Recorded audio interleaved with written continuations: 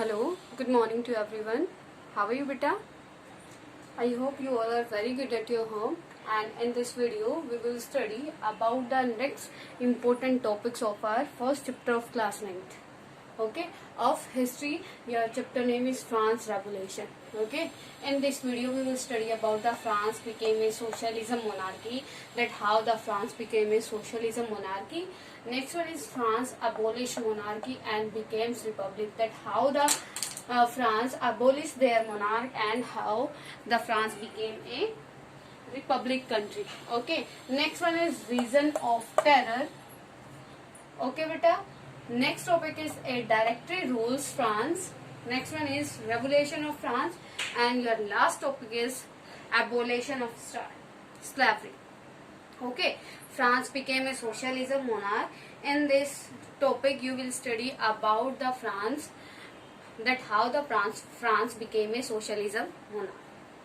Okay, as the National Assembly completed the draft of Constitution in 1791. बेटा जो आपकी constitutional assembly थी, जो किसने आपकी थर्ड स्टेट ने क्या की थी, फॉर्म की थी, थर्ड स्टेट ने फॉर्म की थी उस कब बेटा, इन 1789 में. ठीक है, उसने कितने साल में बेटा, with in 2 years the constitutional assembly formed A constitution for the France.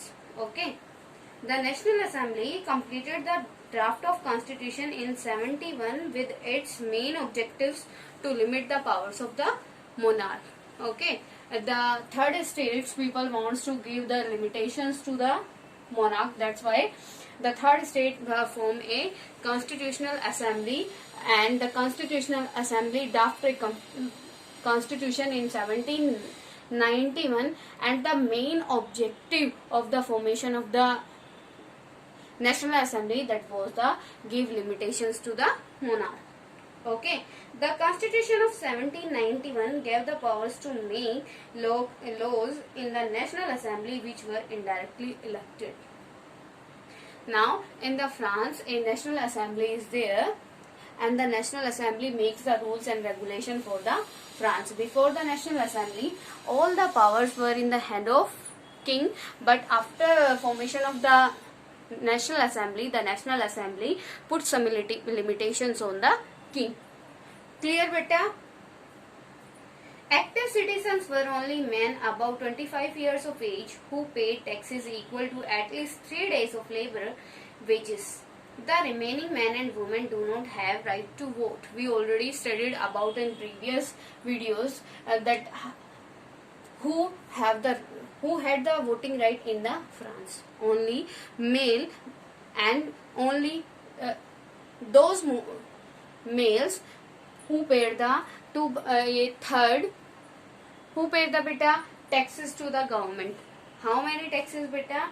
Taxes 3 days of laborers wages. कितना टैक्स पे करना होता था उसको राइट टू वोट प्रोवाइड करने के लिए, मतलब देने के लिए एक पर्सन को, एक मैन को कितना, एक लेबर के 3 दिन जितना उसको क्या करना होता था, टैक्स पे करना होता था, तभी उसको क्या था, वोटिंग राइट मिला था. ठीक है. The Constitution began with the right of declaration of the rights man and citizens such as right to life, freedom and equality. The Constitution of the France, which formed by the Constitutional Assembly and National Assembly, the Constitution of the France gave the some rights to their public, like right to freedom, right to life, right to equality, etc. Okay, beta.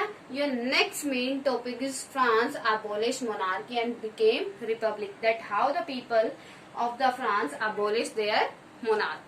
Okay, and how the France became a republic country. Beta, Louis XVI had signed the constitution, but also he entered into secret negotiation with the king of Persia. अब ये बेटा क्या है, जो आपका monarch था किसका, France का. फ्रांस के मोनार्क ने क्या किया, in the pressure of the national assembly the monarch sign on the national assembly draft. उसने नेशनल असेंबली के ड्राफ्ट पे तो साइन कर दिया, लेकिन internally he doesn't want to give their powers to the national assembly. Okay तो वो क्या नहीं करना चाहता था, अपनी पावर्स को डिस्ट्रीब्यूट नहीं करना चाहता, नेशनल असेंबली को नहीं देना चाहता था।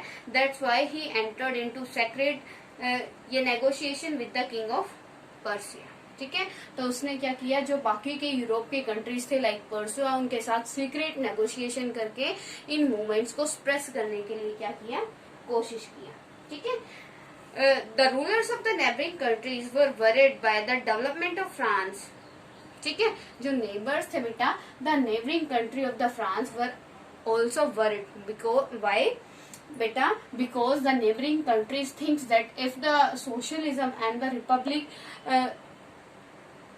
the France became the republic country, then all their citizens also demand for the republic, or they will also demand for the right to freedom, right to equality and so on। ठीक है, कि वो क्या करेंगे, अगर France में monarch क्या हो जाता है, एबोलिश हो जाता है और वो रिपब्लिक कंट्री बन जाती है, तो उनकी कंट्री में भी मूवमेंट्स होने शुरू हो जाएंगे। वहां के सिटीजन भी किस चीज के लिए डिमांड करना शुरू कर देंगे, राइट्स के लिए। गोट इट बेटा, the revolution wars brought losses and difficulties to the people. The constitution of 1791 gave political rights only to the rich people of the society. The third stage formed the National Assembly, but the National Assembly also give the rights to some people only. Like you can see the political right. In the political right, can only the male can give the vote, and whose type of man beta?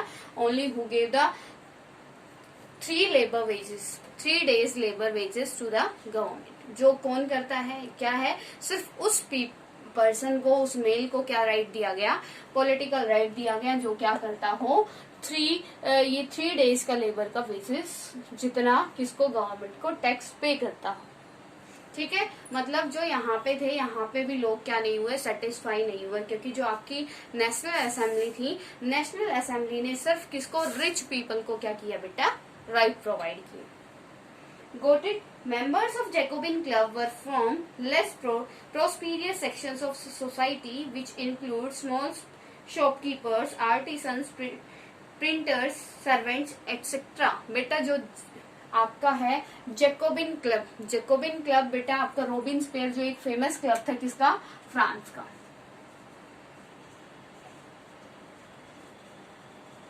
Like a party.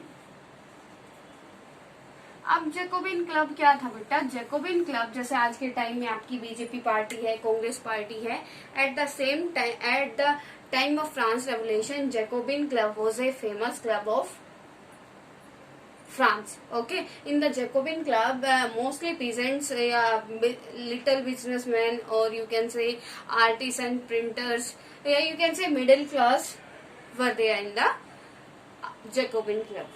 Okay, the newly elected assembly was called the convention in 1970. In 1792, it abolished the monarchy and declared France a republic। जो आपकी क्या है 1792 में जो आपकी newly elected assembly थी, newly elected assembly मतलब जो वोटिंग के बिहाफ पे आपकी नेशनल असेंबली बनी थी, उसने क्या कर दिया, मोनार्क को वहां से रिमूव कर दिया एंड इसको क्या डिक्लेयर कर दिया, फ्रांस को एक रिपब्लिक कंट्री। गोट इट बेटा, till now clear to everyone. Next one is reign of terror, reign of terror। It is very important topic for you. You have to learn this topic very carefully. Okay. Reason of terror beta, the period from 1793 to 1794 is referred to as the regime of terror. Robespierre followed a policy of severe control and punishment। अब ये क्या था, रोबिन्सपियर जो था बेटा, रोबिन्सपियर को time period को क्या कहा है, रीजन ऑफ टेरर। ठीक है, ये कौन सा टाइम पीरियड है, 1793 to 1794। Why reign of terror क्यों कहा गया है बेटा, जो क्या था आपका, रोबिन्सपियर था। Robespierre was the follower of republic ideologies या रिपब्लिक आइडियाज। वो किसको फॉलो करता था, रिपब्लिक आइडियाज को फॉलो करता था। इफ एनी पर्सन, अगर कोई पर्सन उसकी बात को नहीं मानता था या फिर उनको फॉलो नहीं करता था, तो वो क्या करता, पनिशमेंट देता। ठीक है, ऑल दोज हुम ही as being enemies of the republic, ex-nobles and clergy, members of other political party, even members of his own party who did not agree with his method were arrested, imprisoned. उसके जितने भी क्या होते बेटा, all the peoples of the France who were against the Robespierre method, तो क्या करता, जो उसके अगेंस्ट थे, the Robespierre gave punishment to them, उनको क्या करता रोबिन्सपियर पनिशमेंट देता। और गुलेटिन जो आपकी क्या थी, गुलेटिन एक मशीन होती है बेटा, एक इंस्ट्रूमेंट होता है हैविंग 2 पोल्स एंड 1 ब्लेड, उसमें कितने 2 पोल होते हैं और 1 ब्लेड होता है, और उनको क्या कर देता है, उसको कट कर देता है, चॉप कर देता है, ठीक है। क्लियर, जो रोबिन्सपियर था गुलेटिन इंस्ट्रूमेंट से जो आपका गिल्टी पर्सन था, जो किसके अगेंस्ट होता, रिपब्लिकन उसके मेथड्स के आइडियाज के अगेंस्ट, उनको जो आपका रोबिन्सपियर था उनके हेड को चॉप कर देता with the help of guillotine. Okay, if the court found them guilty they were guillotine, Robespierre government issued laws placing a maximum ceiling on wages and price. ठीक है बेटा, अब सेकंड थिंग क्या थी, एक तो यहाँ पर रीजन ऑफ टेरर क्यों कहा गया, यहाँ पर क्या थे, गुलेटिन थे, ठीक है। गुलेटिन के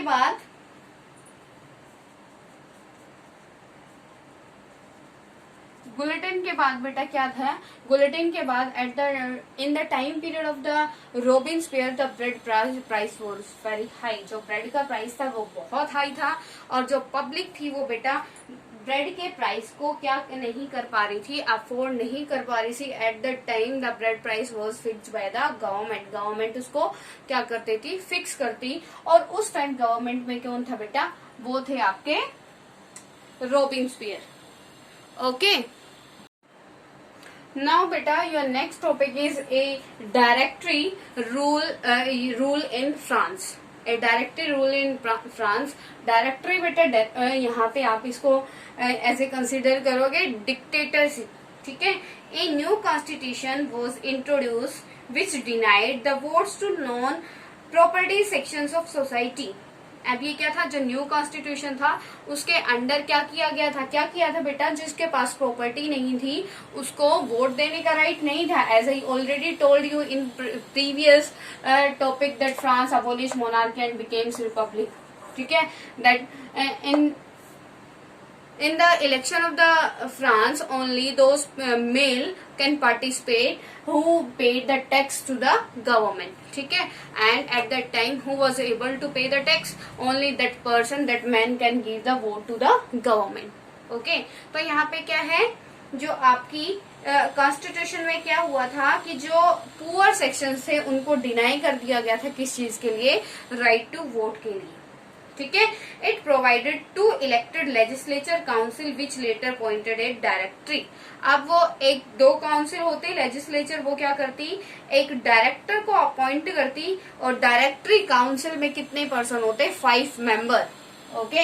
इन the directory council 5 members were there, okay बेटा। The directors often clashed with the legislature council who them shout to dismiss them. The political instability of the directory paved the way for the rise of military dictator Napoleon Bonaparte. Now, Napoleon Bonaparte is very important phase in the France Revolution. Okay, after the 1804 Napoleon Bonaparte became the king of the France. Clear, beta? Next one is Revolution of France. Your next topic is Revolution of France. Your Revolution of women in France, कि जो ये France revolution हुई थी उसमें आपका women ने participate किया, तो कैसे किया, क्या था, ठीक है। Women were active participants in the events which brought about changes France society. The women of the France also were the active participants in the France revolution, okay। They also wants to take the political right in the France. वो भी क्या करना चाहती थी बेटा, क्योंकि उनको right नहीं था, किसका, राइट टू वोट नहीं था। After the France revolution they also shout for the voting right, ठीक है बेटा। Most women of the third state had to work for their living. They worked as seamstress and laundries. sold flowers, fruits and vegetables at market. Working women also had to care for their families and children because the women were playing two responsibility at the time of the France Revolution and after the France Revolution also. ठीक है, first one is the women of the France take care of their family and get the money from their work. अपना job भी करती, job से क्या करती, survival के लिए मनी भी लेके आती और दूसरा अपनी फैमिली की केयर भी करती. ठीक है बेटा. The revolutionary government did introduce laws to improve their lives by making schooling compulsory for girls. अब इसका रिजल्ट क्या हुआ, revolution of women in France का क्या रिजल्ट हुआ, उन्हें परमिशन दे दी गई. The government gave the permission to go in the school. लड़कियों को किस चीज की परमिशन मिल गई बेटा, स्कूल में जाने की. सेकेंड थिंग किस चीज की परमिशन मिली, जो स्कूल में जाते थे उसके बाद उनको मैरिज की, अपने पसंद के लड़के से शादी करने की परमिशन मिल गई. और जो डाइवोर्स वगैरह से रिलेटेड क्या था, काम था, वो उनको राइट मिल गया कि according to her they can choose any boy and they can take divorce any time. Okay, वो डाइवोर्स भी ले सकती हैं, but divorce should be registered. जो डाइवोर्स होगा वो कैसा होगा, रजिस्टर्ड होगा. ठीक है. During the reign of terror the new government issued laws ordering closure of women's clubs and banning political activities. In 1946 women in France won right to vote. They were continuously raising their voice for the right to vote. Okay, and in the 1946 the women of the France get the voting right in the France. ठीक है, जो इन्होंने मतलब revolution की थी mostly किस चीज के लिए की थी, अपने राइट्स की डिमांड के लिए. Because after the France revolution the government of the France doesn't give the right to the France women. ठीक है, that's why they were continuously shouting for their rights. Okay, and in the 1946 finally the women of the France got the voting right. Okay beta, clear to everyone. Next one is abolition of slavery. Abolition of slavery. Slavery beta सबको पता है, all knows about the slavery. What is the slavery system?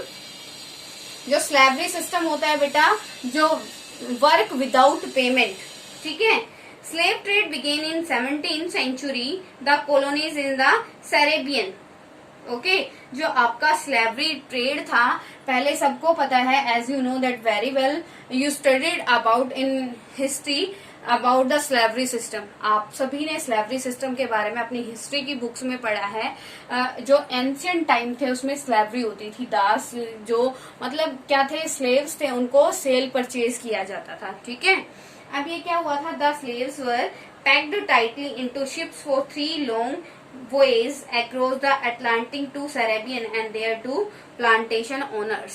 अब वो क्या होता बेटा, उन slave से क्या कराया जाता, उन स्लेव से प्लांटेशन कराई जाती of the coffee and the T. Coffee और टी की प्लांटेशन कराई जाती और उनको फ्रांस से कहा कैरेबियन में क्या कर दिया जाता, सेंड कर दिया जाता with the help of ships. Ship में बैठा के उनको क्या कर दिया जाता, कैरेबियन में उनको सेंड किया जाता और वहां पे उनको सेल कर देती. ठीक है. Finally, slavery was abolished in France colonies in 1848. कब हुई थी बेटा, 1848 में फाइनली क्या हो गई थी, ये आपकी अबोलिश हो गई थी. ठीक है. After becoming the Republic in the France the slavery was abolished. ठीक है. जैसे ही क्या बना, कॉन्स्टिट्यूशन बना, स्लेवरी को अबोलिश कर दिया गया. लेकिन again the Napoleon Bonaparte start the slavery in their France. ठीक है बेटा. लेकिन in finally 1848 the slavery was abolished from the France. Got it beta? Your last topic is rise of Napoleon Bonaparte. Rise of Napoleon Bonaparte. It is very important topic in this chapter. It is the last topic of this chapter. Okay, rise of Napoleon. Here I am writing rise of Napoleon.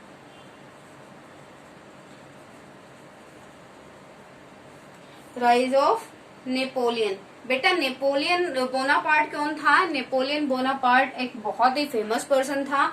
He became the king of France in 1804. 1804 में वो क्या बना था बेटा?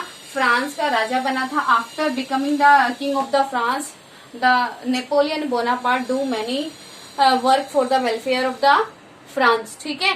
But in after some years, after few times, the Napoleon Bonaparte became the dictator. ठीक है, वो dictator बन गया था. Before the 1815 the Napoleon Bonaparte never defeated in any war, but in the Waterloo he defeated. ठीक है, first time वो कहाँ पे बेटा डिफीट हुआ? वोटरलू में. वोटरलू का जो वॉर था उसमें क्या हो गया? डिफीट हो गया. ठीक है, 1815 में. और जो मतलब उसने बहुत सारे काम किए. क्या? जो कौन कौन से थे आपका बेटा? इम्पोर्टेंट ये ट्रांसपोर्ट और कम्युनिकेशन सिस्टम को इम्प्रूव किया, डेसिमल सिस्टम को इंट्रोड्यूस किया, और स्लेवरी सिस्टम को मतलब उसने रीइंट्रोड्यूस किया था. ठीक है, ये उसका नेगेटिव पॉइंट आ जाएगा. और वहां पे मतलब हर एक पर्सन को इक्वालिटी का राइट दिया, फ्रीडम का राइट दिया. लेकिन उसने क्या किया? All the powers take in their hand. अपने हाथ में सारी की सारी पावर्स ले ली. ओके, आज आपका बेटा चैप्टर फिनिश हो चुका है. And if any problem to anyone then you can comment to me. Okay, अगर कोई प्रॉब्लम है किसी को तो वो कमेंट कर सकता है. क्लियर?